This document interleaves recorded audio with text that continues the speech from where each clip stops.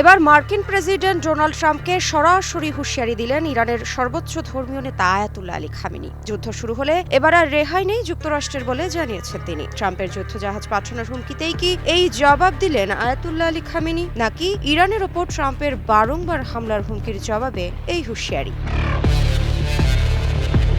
বিভিন্ন সংবাদ মাধ্যমের বরাতে জানা যায়, 1 ফেব্রুয়ারি এক বক্তব্যে মার্কিন প্রেসিডেন্ট ডোনাল্ড ট্রাম্পের সামরিক হুমকিগুলোর বিরুদ্ধে কঠোর জবাব দিয়েছেন ইরানের সর্বোচ্চ ধর্মীয় নেতা আয়াতুল্লাহ আলী খামেনি। তিনি জানিয়েছেন, ইরানি জনগণ এসব হুমকিতে ভীত নয় এবং যুক্তরাষ্ট্রের সামরিক ভঙ্গি ও চাপেও ভয় পাবে না।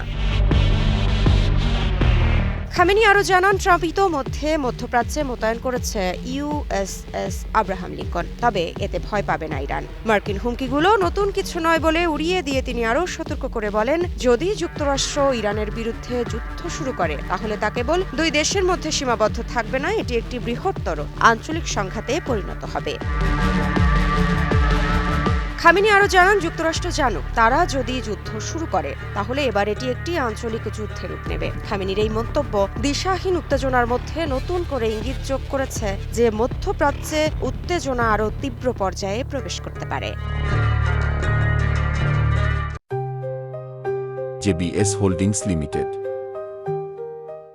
এই বক্তব্য এমন এক সময় এসেছে যখন মার্কিন কর্মকর্তা ব্যক্তিরা বারবার ইরানের বিরুদ্ধে সামরিক বিকল্প সহ সব বিকল্প বিবেচনায় রয়েছে এমন ইঙ্গিত দিয়ে চলেছেন। বিশ্লেষকরা বলছেন, ট্রাম্পের এই কড়া ভাষা কূটনৈতিক চাপ বাড়ানোর পাশাপাশি নিজের রাজনৈতিক ইমেজ মজবুত করারও একটি অংশ হতে পারে। তবে খামেনির রুখে দাঁড়ানো ইঙ্গিত জানান দিচ্ছে যে ইরানের মতো শক্তিগুলো চাপের মুখে পিছু হটবে না, বরং তা পরিস্থিতিকে আরও উত্তপ্ত করে দিতে পারে।